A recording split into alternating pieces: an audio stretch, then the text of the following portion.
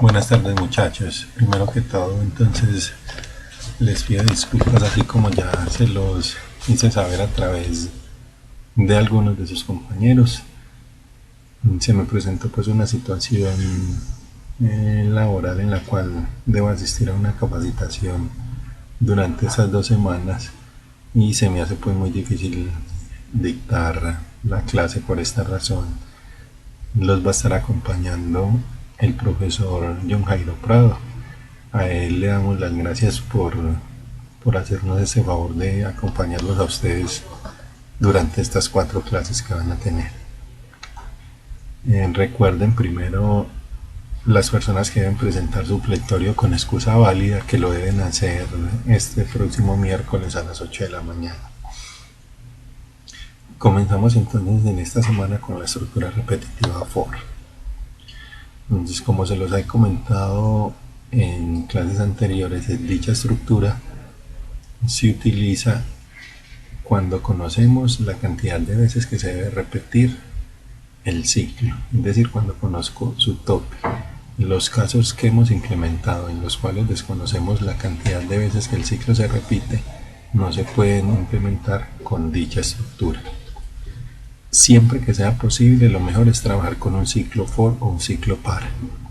¿Por qué? Porque como lo vamos a ver, este ciclo, a diferencia del while, disminuye en 2 la cantidad de instrucciones. Entonces, al reducir la cantidad de instrucciones de un algoritmo, nuestro algoritmo se vuelve más eficiente, porque esta es una de las medidas que nosotros tenemos para medir la eficiencia de los algoritmos, como lo van a ver ustedes en asignaturas posteriores. Entonces, lo primero, esta es la sintaxis que manejamos para el ciclo for en Java. Entonces, dicho ciclo se maneja con la palabra reservada for y tiene la siguiente estructura. Entonces, miremos la variable que vamos a utilizar. Este var sería lo que nosotros en el ciclo while conocemos como el contador. Luego acá le damos el valor inicial, es decir, aquí ya nos estamos ahorrando una instrucción porque el valor inicial se lo estamos dando dentro de la misma condición. Luego acá va la condición que se debe cumplir para que dichas instrucciones se ejecuten. En este caso estoy diciendo que para variable menor o igual que valor final. Y aquí tenemos var igual a var más paso. Este es el incremento que le vamos dando a esa variable o al contador para que en algún momento dicha condición sea falsa y se pueda salir del ciclo. Entonces esto que tenemos aquí al final, que es el incremento, es lo que nosotros en el ciclo mientras hacemos con el contador igual a contador más 1. Luego entonces, ¿cómo funciona esto? Entonces, inicialmente la primera vez se le asigna el valor inicial a la variable y pregunta que si ese valor inicial es menor o igual que el valor final. En caso tal de que sea verdadero, ingresa, ejecuta este bloque de instrucciones. Cuando se encuentra con la llave que cierra, se devuelve. Vuelve a preguntar primero, se devuelve, incrementa la variable. En cuanto la incrementa, en lo que diga esto acá, en esta parte. Aquí vamos a tener variable igual a variable más 1 o variable más 2, el incremento que le tengamos en este caso al contador. Entonces primero incrementa, cuando incrementa vuelve y pregunta, variable es menor o igual que el final. En caso de que siga siendo verdadero, se vuelven a ejecutar este bloque de instrucciones. Cuando ya sea falso, viene y ejecuta las instrucciones que se encuentren debajo de la llave que cierra el ciclo. Esta explicación es la que tenemos acá en la parte de abajo. Es todo lo que tenemos acá, lo que yo les acabo de decir. Dice el valor inicial asignado a la variable controladora es menor que el valor final. Las instrucciones que están entre la llave que abre y la llave que cierra se ejecutan siempre y cuando el valor de la variable var sea menor o igual que el valor final. Una vez llegue a la llave que cierra, la variable var controladora se incrementa automáticamente en el valor que indique el paso y se vuelve a verificar si la variable controladora es menor o igual que el valor final. Si la variable controladora es mayor que el valor final, termina el for y se ejecutan las instrucciones que se encuentren después de la llave que cierra. Cualquier duda de pronto con las que queden, me la envían al correo o crean un foro con las dudas para dar respuesta a cada una de las dudas que ustedes puedan tener, muchachos. Aquí tenemos entonces una segunda explicación. El valor asignado a la variable var controladora es mayor que el valor final. Las instrucciones que están entre estas llaves que abre y cierra se ejecutan siempre y cuando el valor de la variable var sea mayor o igual que valor final. Una vez que llegue a la llave que cierra, la variable controladora se decrementa automáticamente en el valor que indique el paso y se vuelve a verificar si la variable controladora es mayor o igual que la variable final. Aquí hago un paréntesis, es porque este ciclo entonces me permite que se vaya incrementando el contador o que el contador vaya de manera decreciente. La puedo ir contando de uno en uno o restando de uno en uno, y ya la condición del ciclo es la que varía. Si voy contando, si voy incrementando, es menor o igual. Si voy del mayor al menor, sea que la variable sea mayor o igual, entonces cambiaría la condición. Aquí ya, si la variable controladora es menor que valor final, termina el for y se ejecutan las instrucciones que se encuentran después de la llave que cierra. Para este caso, el paso debe ser expresado con un número negativo, lo que les acabo de decir, porque va de manera decreciente. De no ser así, el ciclo sería infinito. Aquí tenemos el primer programa para poder que entendamos. Este programa lo desarrollamos nosotros ya también con un ciclo, con el ciclo while y con el ciclo while. Con los dos lo realizamos. Entonces en este primero, aquí lo que tenemos. Definimos unas variables enteras, el i, la suma y el tope. Definimos la variable ssScanner para poder capturar lo que el usuario nos expresa por teclado. Aquí le pedimos la cantidad de datos que desea sumar. Recordemos que este es el que suma los números naturales desde el 1 hasta el n que diga el usuario. Entonces acá lo ingresan, acá va desde i igual a 1 hasta i menor o igual que el tope. Entonces miremos la condición acá, esto está empezando en 1 y más. Entonces miremos que ya la única instrucción que queda dentro del ciclo es que a suma, hágalo igual a suma más i, que es lo mismo que tener a suma más igual i, ¿cierto? De manera resumida, como ya lo hemos visto. Finalmente, cuando él termine de ejecutar esto, lo que va a suceder es que nos va a imprimir la suma de los tope primeros números, es suma. Entonces ahí ya es el mismo algoritmo. Aquí hay una prueba de escritorio, vamos a irla haciendo paso a paso. Entonces la empieza, dice que voy a ir intercambiando. Aquí dice suma empieza en 0, tope sería el tope que ingresa el usuario y comienza en 1, que es el valor inicial. Entonces miremos que son los valores que acaban tomando. Tope en 5, tope sería lo que el usuario nos ingresó en esta parte. Acá, en esta parte sería lo que nos ingresa el usuario. Luego entonces comenzamos, dice y 1 suma en 0. Entonces la primera vez que cuando va a preguntar acá dice 1 es menor o igual que 5, sí, entonces ingresa. Entonces dice a suma más i. Entonces i es 1 porque es el valor inicial que se le asigna a la variable. Entonces miremoslo acá. Entonces dice el 5 se le asigna 1 y a suma, entonces ya suma estaba en 0, suma da 1, aquí llega 1, entonces ya luego volvemos acá, encuentra con la llave que cierra el ciclo, se devuelve, incrementa la i. Aquí tenemos el incremento que dice i más, que recuerden que es lo mismo que tener ahí, hágalo igual a i más 1. Entonces acá lo que está haciendo ya es preguntar ya i más 1, y estaba en 1, entonces vale 2. 2 es menor o igual que 5, sí, entonces ingresa suma más i. Entonces suma más i sería 1 más 2, que me daría 3, que es el 3 que tenemos acá. Miremos. Entonces luego ya se encuentra con la llave que cierra, se devuelve, incrementa la i más, entonces ya sería 2 más 1, 3, y pregunta, ¿3 es menor o igual que el tope? Sí, entonces vuelve, ingresa, y le dice que a suma más i, ya ahí vale 3, entonces ya sería 3 más 3, 6, es lo que vale ya suma. se encuentra con la llave que cierra, entonces se devuelve, incrementa la i y estaba en 3, la incrementa a 4 y pregunta, ¿4 es menor o igual que tope? Sí. Perdón, me devolví. Entonces 4 es menor o igual que tope, sí. Entonces ya, como 4 es menor o igual que tope, dice asuma, hágale igual, asuma más sí. Entonces aquí es donde lo hace. Ya estábamos en 6, 6 más 4, 10. Miremos que es el valor que asume suma, 10. Listo. Luego entonces aquí se encuentra con la llave que cierra, se devuelve. Acá se devuelve. Nuevamente incrementa la i y vale 5. Valía 4 más 1, 5. 5 es menor o igual que 5, sí. Ingresa, suma, suma más sí.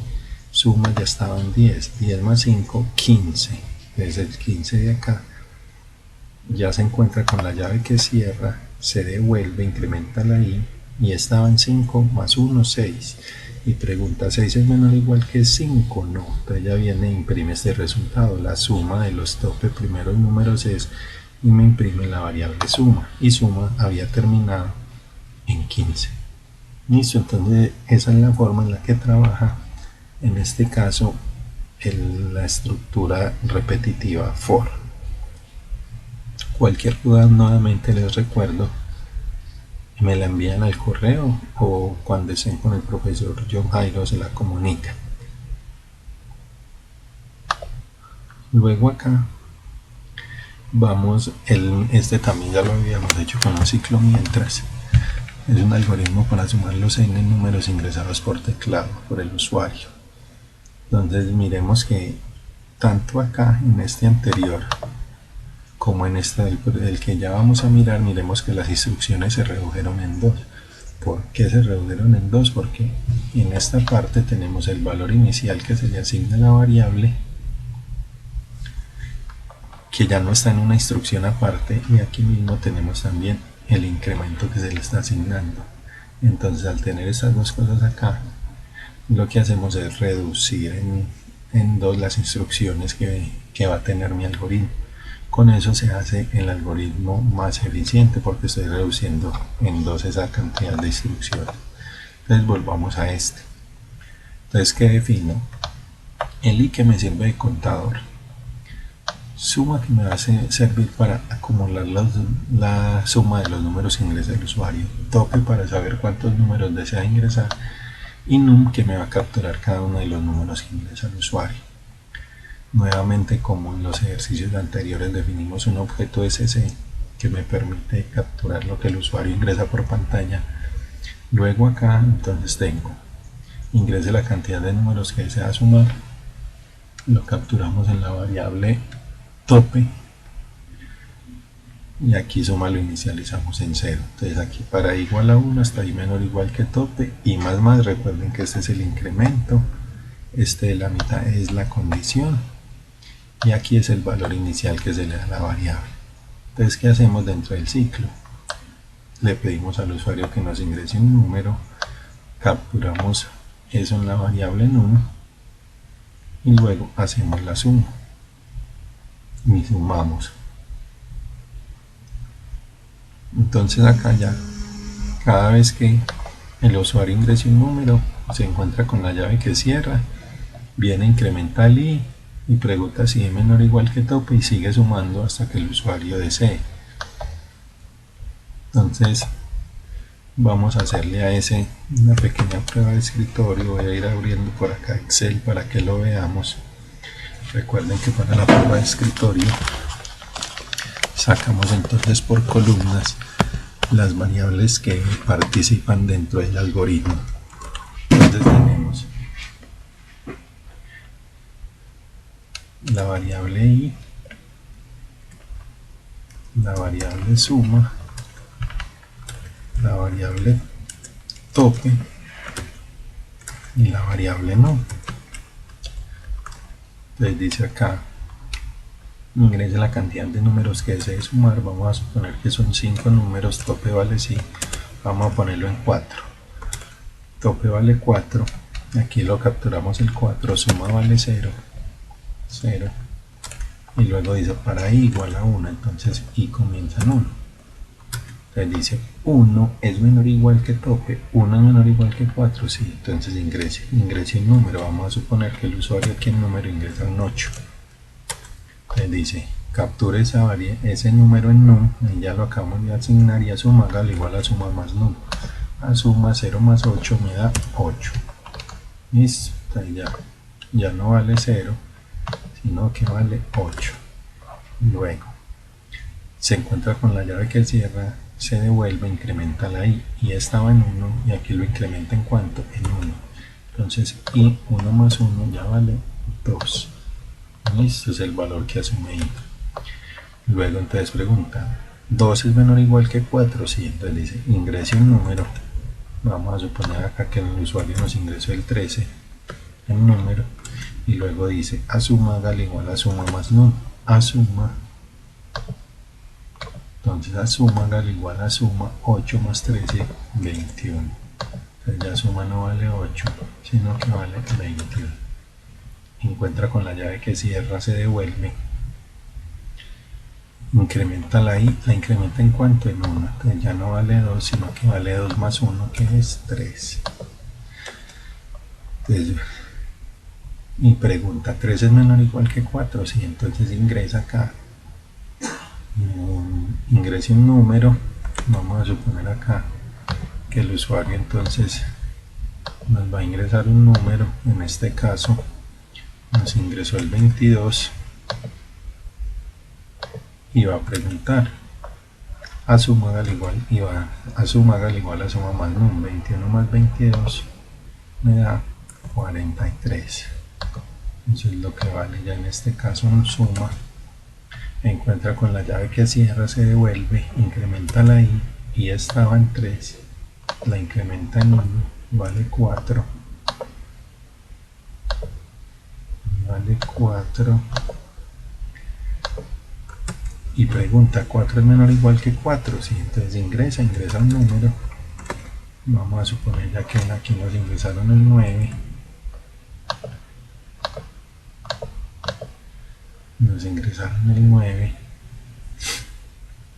y ya acá dice suma más num, entonces dice 43 más 9, esto me da 52, que es lo que vale suma.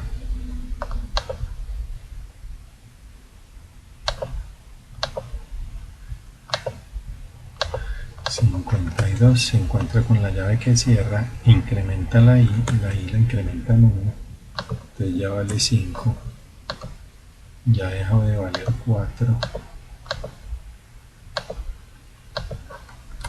y se encuentra con la llave que cierra, se devuelve y pregunta, y en este caso i vale 5, perdón, incrementa primero, no, ya la incrementó, pregunta, 5 es menor o igual que 4, 5 no es menor o igual, entonces ya viene y ejecuta lo que está por debajo de la llave que cierra, que es esto. Entonces nos dice aquí la suma de los topes, en este caso de los 4 números es, y me muestra el resultado de suma, que me daría en este caso 52, y ahí tendríamos entonces la prueba de escritorio para esto. Listo, entonces como pueden verificar, señalando esto acá en Excel, acá abajo me muestra que la suma de esos números es 52. Esta presentación que ya la van a tener habilitada, aquí tiene otro ejercicio para que ustedes validen. Acá hay otro para determinar si un número es primo. Ya este se los voy a explicar, este les queda a ustedes para que este es lo que está haciendo, como dice, que calcula y muestra la raíz cuadrada de los primeros n números pares en orden decreciente. Listo, entonces acá en este, qué pena, volvamos a este, que este tiene algo interesante. Dice algoritmo que calcula y muestra la raíz cuadrada de los primeros n números pares en orden decreciente. Entonces aquí pedimos primero la cantidad de números pares a los que desea calcular la raíz cuadrada. Entonces como es los primeros n números pares, entonces ¿qué hacemos? Ese número que nos ingrese el usuario, que va a ser el tope, lo multiplico por 2. Entonces miremos acá, ¿Cuál es el valor inicial de i? Ya no es 1 como los dos ejercicios anteriores, sino que es tope. Entonces, como es tope, pues miremos que la condición ya varía. Yo estoy diciendo que ya la condición es i mayor o igual que 2. ¿Cierto? ¿Por qué? Porque miremos lo que estoy haciendo aquí en el paso. El paso ya no es creciente, no es que vaya incrementando día 1, sino que vaya restando día 2. ¿Qué estoy haciendo acá? Este match es una de las clases que tiene Java. Tiene un método, el sqrt, que es para sacar la raíz cuadrada. En este caso le paso el parámetro, que es un entero, le estoy pasando la i. Entonces, ¿qué hago acá? La primera vez supongamos que el usuario en tope me ingresa un 5, ¿cierto? Que él desea los 5 primeros, la raíz cuadrada, desea calcular la raíz cuadrada de los primeros 5 números pares.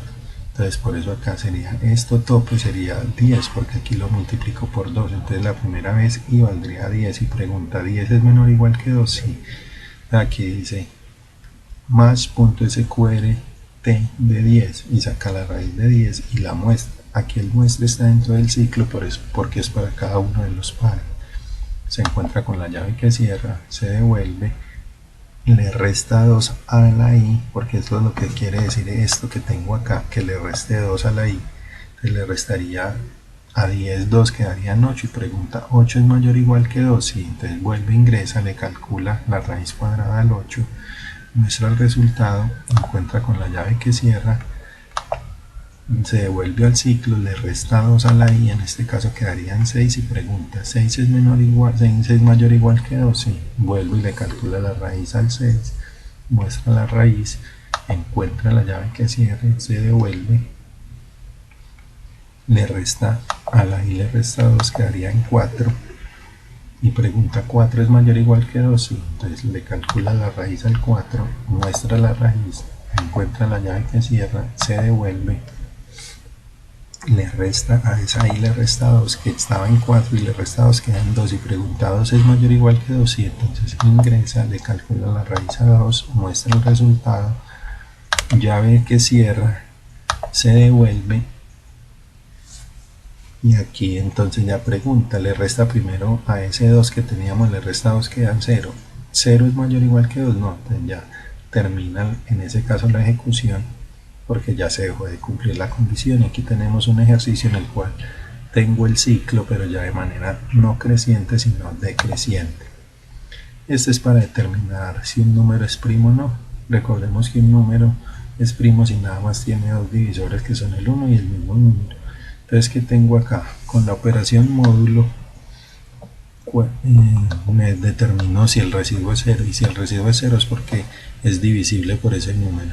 Entonces miremos que divisores, lo que está haciendo es contabilizar los divisores de un número. Acá fuera del ciclo pregunto, si divisores es 2, es porque ese número es primo, si no es porque el número no es primo. Aquí tienen este ejercicio para que lo trabajen ustedes con el ciclo para. Cualquier duda recuerden que me pueden escribir al correo o en el foro lo colocan, que yo les doy respuesta, muchachos. Muchas gracias y quedo atento entonces a sus observaciones.